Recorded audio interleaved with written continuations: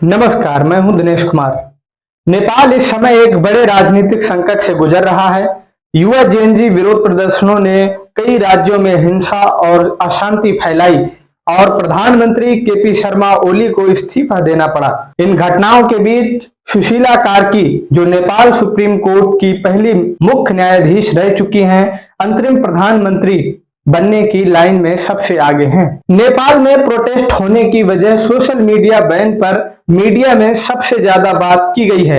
असल में ये एक कारण तो जरूर है, लेकिन इससे भी कई ज्यादा और कारण हैं, जैसे करप्शन, बेरोजगारी, सरकार में बैठे मंत्रियों का नेपोटिज्म और सरकार की मिस गवर्नेंस।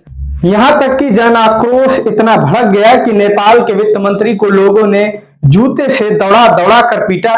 देश में सबसे सर्वश्रेष्ठ माना जाने वाला हिल्टन होटल को भी लोगों ने जलाकर राख कर दिया और युवाओं ने खुद सोशल मीडिया में पोस्ट करते हुए लिखा कि कोई भी मल्टीनेशनल कंपनी अब नेपाल में निवेश करने से पहले 100 बार सोचेगी। पूर्व प्रधानमंत्री ओली के इस्तीफे के बाद अंतरिम प्रधानमंत्री की कवायद तेज हो गई है। नेपाल के सेनाध्यक्ष और कई बड़े लीडर्स और युवाओं ने सुशीला कार्की के नाम पर अंतरिम प्रधानमंत्री के लिए मोहर लगा दी है। सुशीला कार्की ने जुलाई 2016 से जून 2017 तक नेपाल की पहली महिला मुख्य न्यायाधीश के रूप में कार्य किया। न्यायपालिका में उनकी छवि भ्रष्टाचार विरोधी, निर्भीक निर्णय देने वाली और पारदर्शिता की हिमायती के रूप में रही है।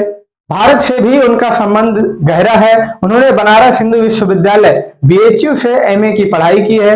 उन्होंने प्रधानमंत्री नरेंद्र मोदी के प्रति सम्मान व्यक्त किया है। जेएनजी आंदोलन ने उन्हें निष्पक्ष, गैर पक्षपाती और विश्वास योग्य नेता के रूप में चुना है। राजनीतिक और न्यायिक मध्यस्थता में उनकी साख ज्यादा है। चीफ जस्टिस रहने के दौरान उन्होंने शासन व्यवस्था में भ्रष्टाचार पर कड़ा रुख अपनाया था। इसके चलते उनके खिलाफ नेपाल की संसद में महाभियोग भी लाया गया था। अब आपको महाभियोग का मतलब बता देते हैं। महाभियोग का अर्थ होता है किसी बड़े अधिकारी जो संवैधानिक पद पर बैठा है उसको हटाने की प्रक्रिया, यानी संसद द्वारा उसको महाभियोग की प्रक्रिया से पद से हटाया जाएगा। लेकिन उनका समर्थन इतना ज्यादा था कि सरकार को महाभियोग लाने से पीछे हटना पड़ा। सुशीला कार्की का कोई भी राजनीतिक बैकग्राउंड नहीं है। ये दिखाता है कि नेपाल में आम जनता, खासकर युवा वर्ग, पारस्परिक राजनीतिक दलों से खिन्न हो चुका है और ऐसे व्यक्ति को चाह रहा है जो भ्रष्टाचार, पक्षपात और सत्ता दुरुपयोग से दूर हो। अगर सुशीला कार्की अंतरिम प्रधानमंत्री बनती हैं तो नेपाल के राजनीतिक इतिहास में